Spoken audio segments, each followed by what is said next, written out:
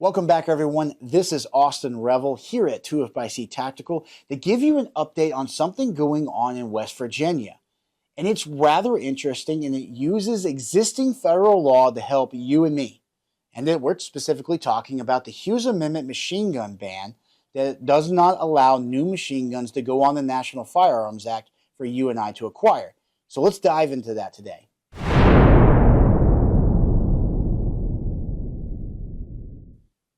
Guys, there's nothing more that I like to nerd out on than firearm law. Let's just be real. So firearm law is something I really love to read, and I'll go through Supreme Court briefs and court case briefs, and there's a whole bunch of people out there that you should absolutely support to break it down beautifully, whether it's Mark Smith at the Fort Boxes Diner, Washington Gun Law, William Kirk. There's the Arms Scholar out there. There's a ton of guys that do a great job, and I know I'm missing a lot of them. Again, support those who support you. And then when it comes to those who fight for our rights, I'm going to give you the same list I always do that I always link up down below. You got Firearms Policy Coalition, NRAILA. You have Gun Owners of America, National Association for Gun Rights. And of course, here in the state of Minnesota, we got the Minnesota Gun Owners Caucus, the Second Amendment Foundation, and there are so many more. Support those that support you.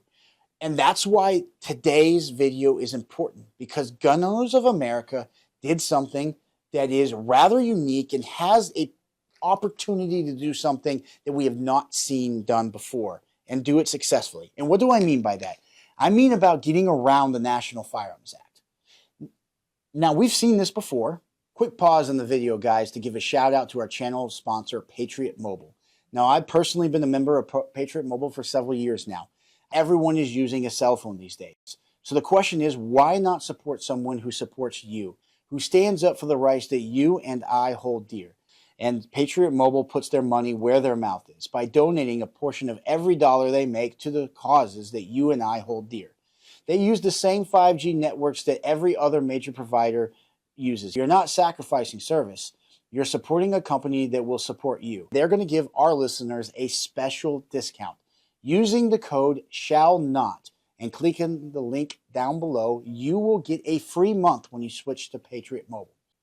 With that, let's get back to the video. Now, we've seen this before, where states, say Texas or Kansas, have enacted NFA workarounds, if you will, on suppressors that don't enter interstate commerce, meaning as long as they're bought and sold only in the state of Kansas, therefore they cannot be controlled nationally. Well, this is something that GOA has taken a note of and saying, like, hey, this has not held up in court and this has not worked. What could we do to theoretically get around this? And the answer is you can't get around it. You have to work within the law that exists. Now, of course, that does mean that at the same track you're trying to overturn the National Firearms Act, and they are. There's a bunch of lawsuits about that to overturn at least parts of it. You're also trying to pass pro-gun legislation in states across the nation, which again we're seeing, whether it's be Wyoming, South Dakota, and now here in West Virginia. But what they did here is talk about machine guns in the Hughes Amendment. Now, how you and I understand the Hughes Amendment, which was located in the Firearm Owners Protection Act of 1986, meant that machine guns, newly manufactured machine guns, could never enter commerce for the common person after May 19th, 1986. Now, there's an exception to that for dealers and law enforcement, as always. So what I have behind me here up there, that is a an SA-26. That is a Czech submachine gun from the 1950s, 60s. That is what we call a post-86 or a postie or a dealer-only sample, couple names for it. Meaning that we can own it as our license, but we can't buy or sell it in the general public. Well, what they did is they took a look at this Firearm Owners Protection Act Hughes Amendment that did that ban and said, let's look at the actual language. Every court is about what does the actual language say, what does the text say, and we have to do what the statute says.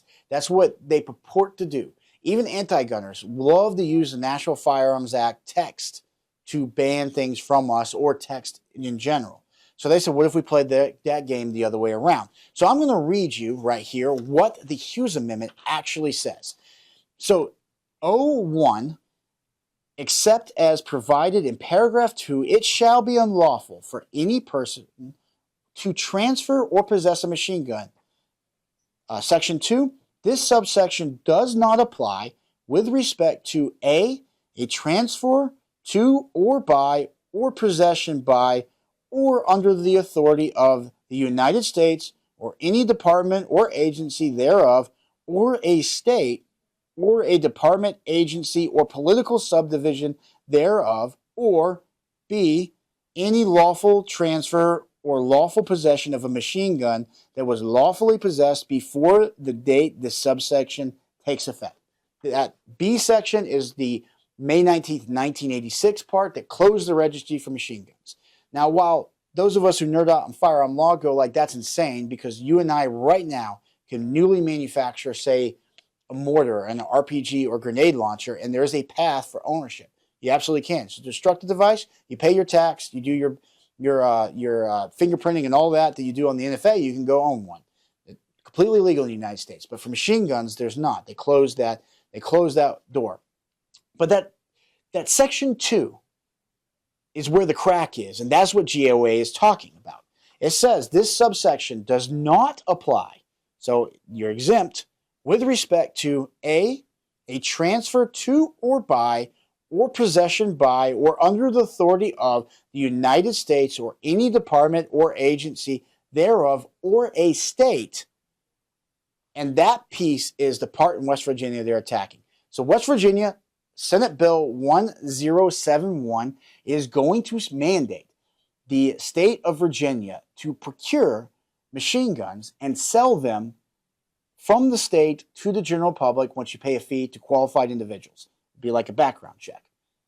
And that is what they're going to do because it exists inside the Hughes Amendment. That's where it exists. It literally says that it does not apply when it goes to respect to that. So that's what they're doing. They're setting up a state agency that will do the buying and selling of the machine guns to the general public, which means they exist inside the Hughes Amendment. It also technically means these are completely exempt from the National Firearms Act. These things are not on the NFA.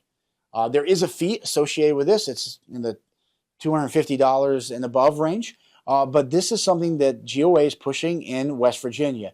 This is going directly to the heart of the Hughes Amendment and basically puts the federal government a little bit in a bind. Congress is going to have to amend it. And right now, Congress can't agree on anything. So it'd be very interesting how that plays out. The hope is the Hughes Amendment completely goes away. And it's not just state agencies, it's anybody can put anything on the National Firearms Act and buy. We, of course, here at 2FIC would love to see the NFA go away, but at minimum, if we could at least get the Hughes Amendment off of it, it would open the door for the common use test really to take effect. And I do think there's an argument that machine guns already qualify for that, with over like 780,000 or something like that machine guns, but it would certainly blow the door wide open. This is an intricate way GOA and West Virginia is attacking the Hughes Amendment by actually complying with it. That's what's interesting about this. Now, what is this going to look like in practicality? We're going to have to see. Like I said, there has never been a successful state subversion of the National Firearms Act. There has never been one. So I'll admit, this is kind of uncharted territory in law. We have seen federal courts like the Fifth Circuit overturn machine gun bans, and specifically the Hughes Amendment. We have seen the Hughes Amendment come under fire in federal courts lately.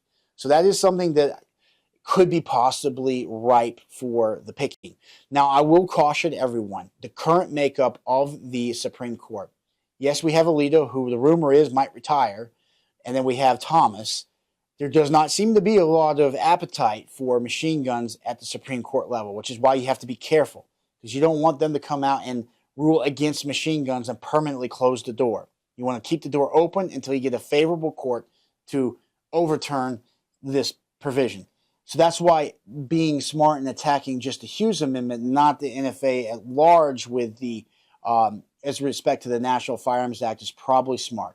This allows the argument of, and I'm not saying we fully agree with this argument, but we're just trying to be realistic here, the argument of we understand that these things could be dangerous and unusual, using the text of Heller and Bruin, reaffirmed in Bruin.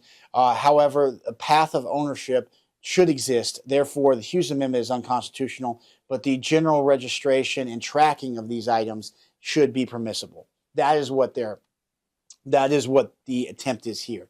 It is a little bit of legal games, of course, but again, the rules are written, and therefore we must attack them as they are written. Guys, go out and support GOA. Go out and support this particular bill. If you are in West Virginia, call your representatives and get them to pass this. This would open up the doors nationwide and something that we should absolutely do. Also, please like, comment, subscribe.